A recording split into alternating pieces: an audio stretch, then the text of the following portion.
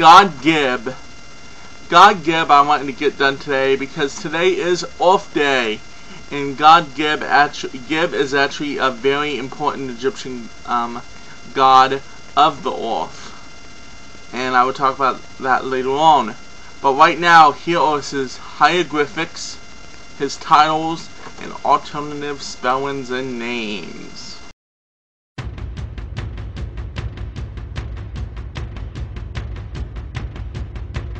Can you hear the heartbeat of the earth? Can you hear the heartbeat of the earth? The rhythm comes and the rhythm goes, the river ebbs and the river flows. Can you hear the heartbeat of the earth?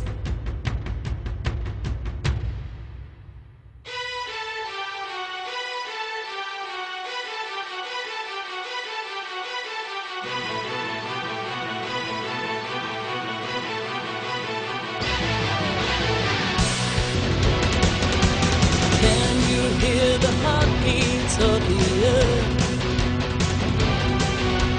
Can you hear the heartbeats of the earth? The rhythm comes and the rhythm goes, the river ebbs and the river flows. Can you hear the heartbeats of the earth? Can you hear a whisper on the wind? Can you hear a whisper on the wind? The voice that says, come with me, and I'll set you forever free. Can you hear a whisper on the wind? Can you hear a whisper on the wind? Can you hear a whisper on the wind? God Geb. Now today we're doing Geb because he has associations with Orth. First of all, before I start on my tangent of what his story, he is god of creation, crops,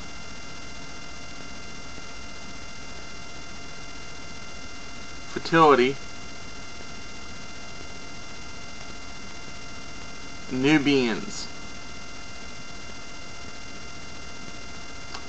And that said, he is very important in Greek, in Egyptian, because he is best known with the god Nut. And a lot of these photos here are of him and his wife Nut. Though he had a son, I'm getting ahead of myself, but I had to look, named Shu, S-H-U, which God Geb and his wife Nut loved each other so much that for some reason his son Shu tore them apart. They could not be together mainly because Nut is the sky and Geb is Earth.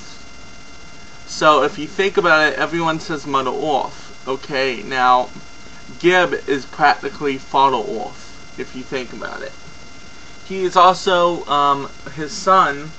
The reason they separated them, he keeps them separated because they love each other so much they want to come together. But that would not work out, would it? But the only time they can see each other, it's a very sad story. They get to see each other once a day, when sometimes, not every day, but you know, sometimes you can see the moon and the sun out at the same time. That's when they're able to touch each other, and that's why and not in that way, but that's why you can always, in the pictures you always see Geb underneath her, touching her feet and hands, and then his son Shu stepping in between them. So Shu actually has kind of an important role, but he's not a what I would say a major god. More of like a separator. But his sacred animals is the goose. And in a lot of the pictures you will see him walking around with a goose on his head. In some pictures of Egyptian. That's because it's very sacred to him.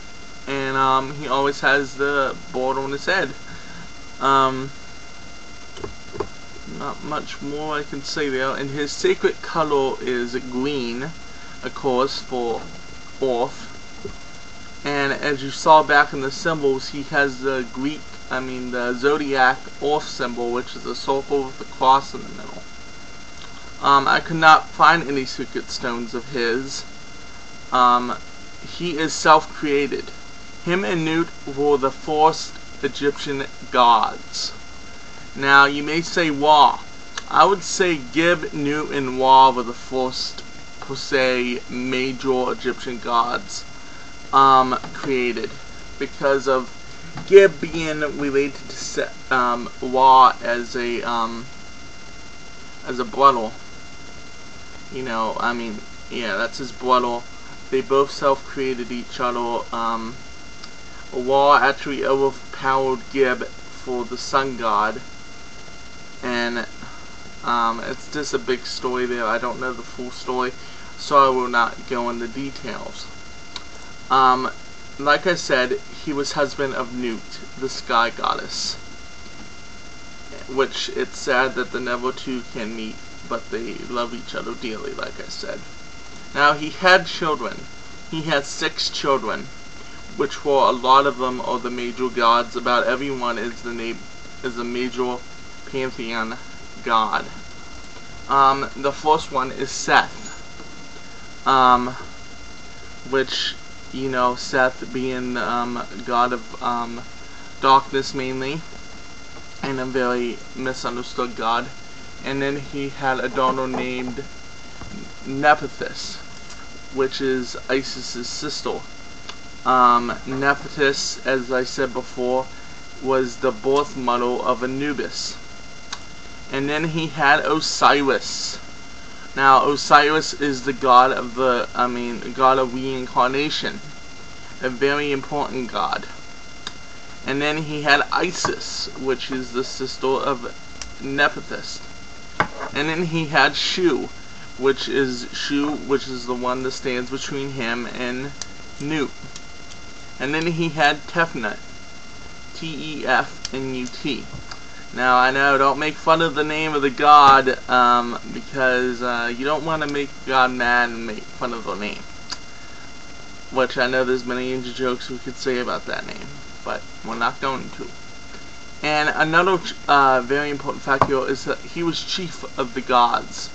More like how Zeus in Greek mythology was king of the gods. He is chief of the gods, which basically is the same thing. He actually has overlook of the gods, but isn't quite number 1. I would say he's a number 2 god in the line, Wa being the absolute king of them all. Alright. And that's about it today, and I hope you had a happy Earth Day, and may the gods and goddesses bless you all.